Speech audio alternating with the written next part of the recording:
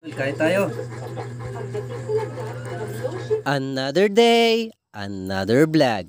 Heto na naman ang panibago nating video. Kumuha nga pala tayo ng buko at pagkatapos nito ay gumawa tayo ng sulirap. Tara at samahan nyo na naman ako sa panibago nating video. Let's go!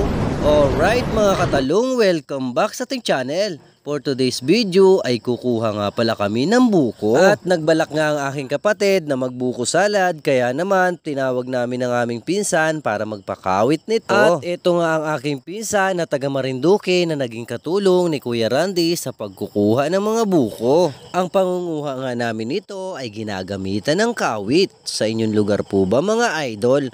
Paano ang paraan ng pagkuha ng mga buko? Kada bagsak nga ng mga buko ay agad itong binibiyak ng aking pinsan. Habang si Kuya Randy naman ay dire-diretso ang pagkuha ng mga buko. Sa part niyang ito mga idol ay nagbiyak tayo ng buko para makatulong sa kanila. At sakto nga ang nabiyak natin mga idol ay malauhog pa. Malauhog nga ang tawag namin kapag ang buko ay hindi pa gaanong malaman. At marami ang nagsasabi sa amin na gamot daw sa UTI ang sabaw nito. Kayo po ba mga idol? Naniniwala din kayo na gamot sa UTI ang sabaw ng malauhog? Habang nagbibiyak nga tayo mga idol ay hindi natin napansin na marami na pala ang ating mga nabiyak na buko. At maya maya pa nga mga idol ay agad nang pumunta ang aking kapatid pati na rin ang aking misis para kayurin na ang ating mga biniyak. Tulong-tulong nga sila para mabilis at mapadali ang pagkukudkod ng mga buko. At habang kinukudkod nga nila ito mga idol ay hindi mawala sa isip natin ang sarap ng buko salad. Medyo matagal-tagal na rin tayong hindi nakakatikim ng buko salad, kaya naman mga idol na miss natin ang lasa nito. At sobrang fresh talaga ng ating mga buko mga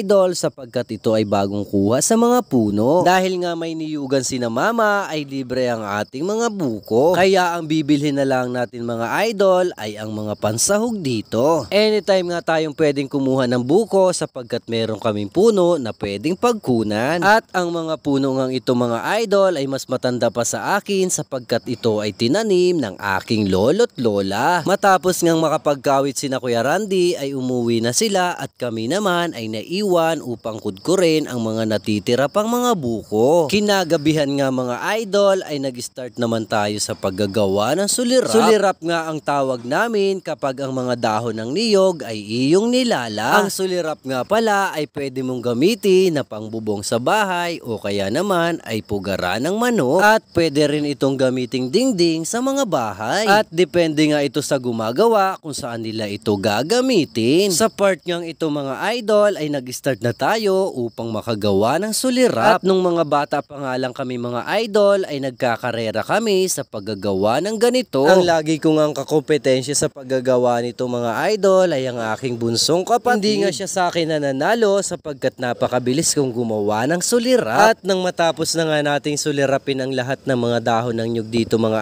idol ay kinain na natin ang ating ginawang buko salad. Ito po ang ating latest video. Salamat sa panonood, salamat sa suporta. Ingat palagi. God bless!